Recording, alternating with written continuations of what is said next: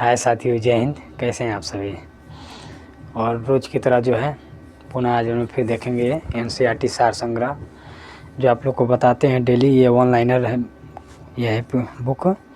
और इसमें जो है आर्थिक समीक्षा 2024-25 है, 89 रामसर साइट है और वन रिपोर्ट 2023 का है। इसमें बजट 2025-26 का दिया हुआ है और ज्ञानपीठ पुरस्कार दिया हुआ है 2025 का, और जीआई टैग है इसमें 2023 और से 25 तक है। ठीक है दोस्त, तो इसमें जो है हम लोग शुरू किए थे पॉलिटी, जो एकदम शुरुआत से ही है, भारतीय राज्य व्यवस्था। तो इसमें कल आपको पहला नंबर पे जो है, पहला नंबर जो पेज है वो पढ़ा दिए थे। इसमें से जो आपको क्वेश्चन कर लेते हैं। देखिए इसमें जो है, जो क्वेश्चन है थोड़ा लंबा है, बड़ा है, लेकिन घबराना नहीं है। आपको साथ साथ बस पढ़ना है। आप जैसे आप साथ साथ सुनेंगे पढ़ेंगे तो आपको बहुत अच्छे से ये बुक याद हो जाएगा, क्योंकि ये एनसीईआरटी बुक अब बहुत इंपॉर्टेंट होता है हर परीक्षा के लिए। ठीक है दोस्त, चलिए कुछ इसमें से पूछ लेते हैं 8-10, उसके बाद से आगे अगला पेज पढ़ाएंगे। बताइए कि केंद्रीय विधानमंडल सर्वप्रथम किस अधिनियम के द्वारा द्विसदनी बनाया गया। किस अधिनियम के द्वारा द्विसदनी बनाया गया था?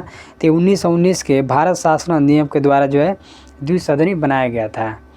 आगे बताना है कि भारत के राष्ट्रपति को अध्यादेश निर्गत करने की शक्ति मूलतः किस अधिनियम से प्रेरित है?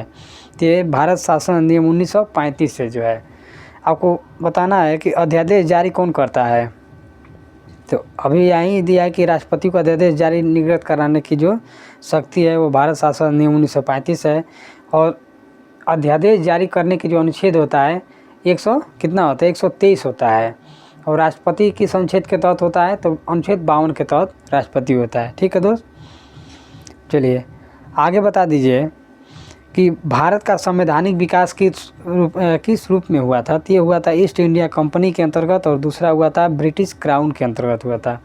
तो ईस्ट इंडिया कंपनी का अंतर्गत जो आता है उसमें रेगुलेटरी एक्ट आता है जो 1773 ईस्वी में था। ईस्ट इंडिया एक्ट आता है जो 1784 में था। और चार्टर एक्ट जो आता है तो 1793 से आता है, और 20-20 साल का इसमें गैप होता है।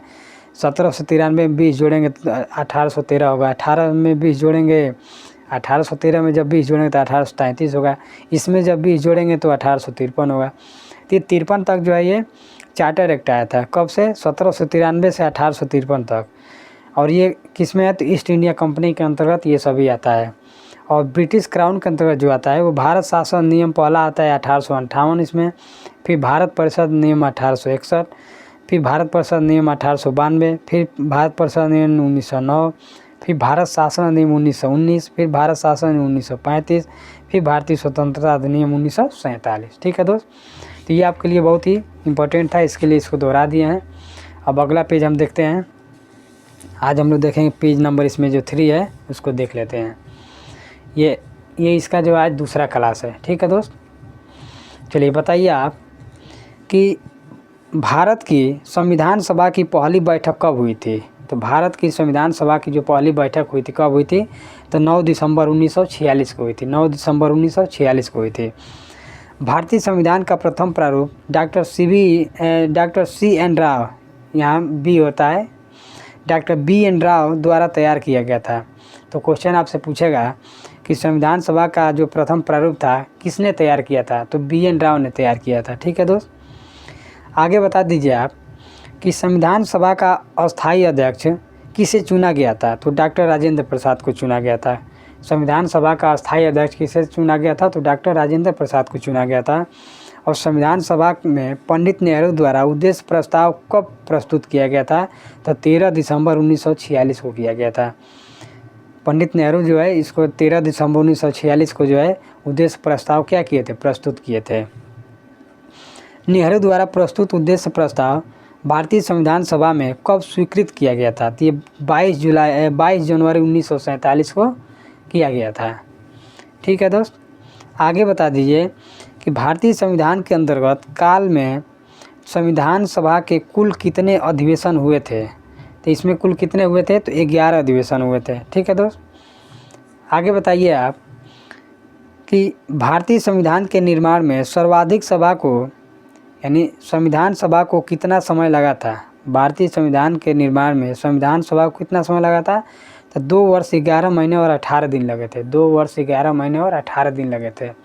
ठीक है, आगे बता दीजिए कि भारतीय संविधान सभा के संवैधानिक सलाहकार कौन थे? तो सर BN राव थे। संवैधानिक सलाहकार कौन थे? BN राव थे। और भारतीय संविधान के प्रथम प्रारूप किसने तैयार किया था? तो BN राव ही तैयार किए थे।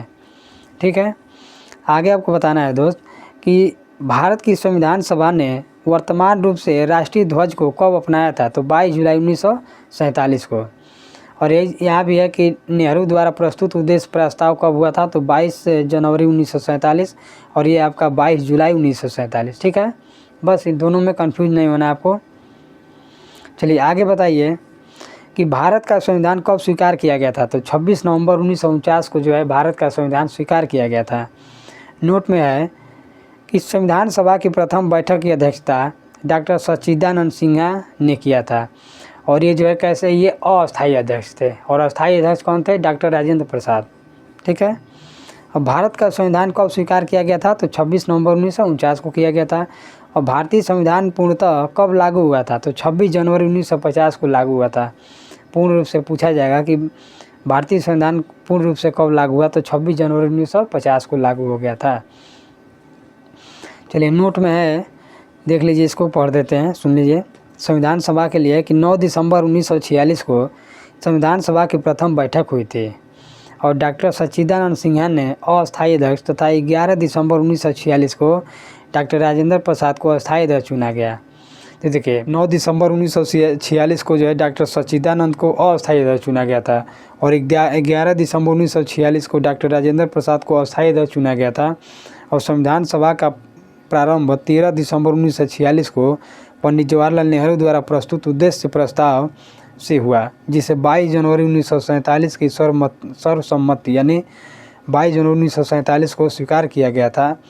और 26 नवंबर 1949 को भारतीय संविधान अंगीकृत किया गया, जबकि 26 जनवरी 1950 को इसे पूर्णतः लागू किया गया। ये पूरा आप लोग समझ गए होंगे। आगे देखिए कि 26 नवंबर 1949 को भारतीय संविधान किसके द्वारा अधिनियमित किया गया था? तो संविधान सभा के द्वारा जो है किया गया था। और जन गण मन को भारत के राष्ट्रगान के रूप में कब अपनाया गया था? तो कब अपनाया गया था दोस्त? तो ये आपका अपनाया गया था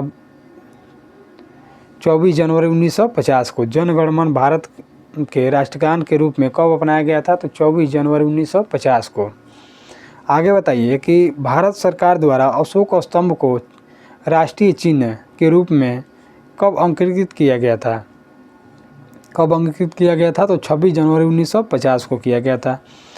नोट में है कि संविधान सभा की सलाहकार समिति के अध्यक्ष सरदार वल्लभ भाई पटेल थे। क्वेश्चन पूछेगा कि संविधान सभा की सलाहकार समिति के अध्यक्ष कौन थे? तो सरदार वल्लभ भाई पटेल थे।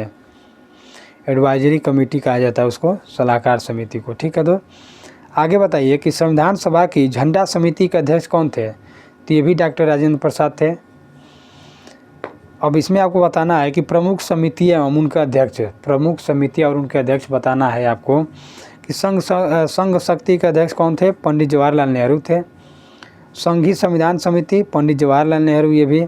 और प्रांतीय संविधान समिति सरदार वल्लभ भाई पटेल। तो देखिए पंडित जवाहरलाल नेहरू से 2 क्वेश्चन इसमें आ जाता है, एक और इसमें आता है, 3 आता है पंडित जवाहरलाल। एक राज्यों के लिए समिति, एक संघ समिति और एक संघीय संविधान समिति। ठीक है, तो संघ जो भी आता है आपका पंडित जवाहरलाल नेहरू आता है, प्रांतीय समिति सरदार वल्लभ भाई पटेल आता है और प्रारूप समिति आपका आता है डॉक्टर भीमराव अम्बेडकर।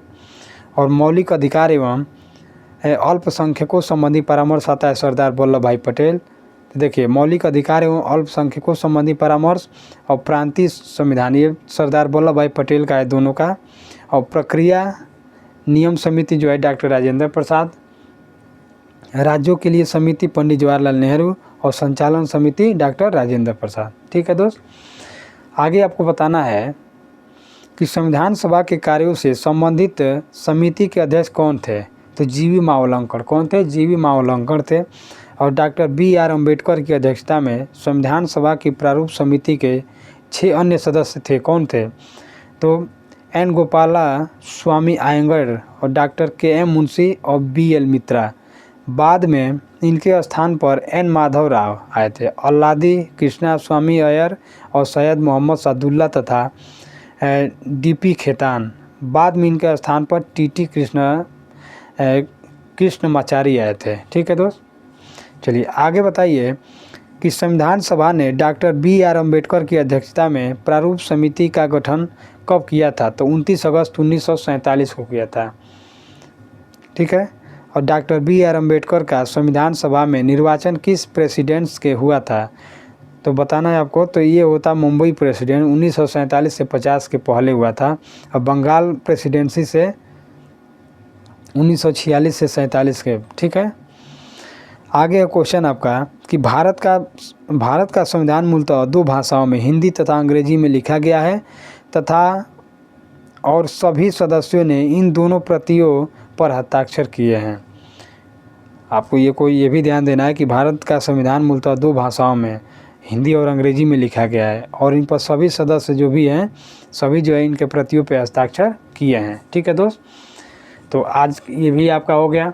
कल हम लोग पढ़ने वाले हैं संविधान के विभिन्न प्रावधान एवं उनके स्रोत। ठीक है, तो आज का वीडियो कैसा लगा कमेंट करके ज़रूर बताइएगा। ठीक है दोस्तों, जय हिंद।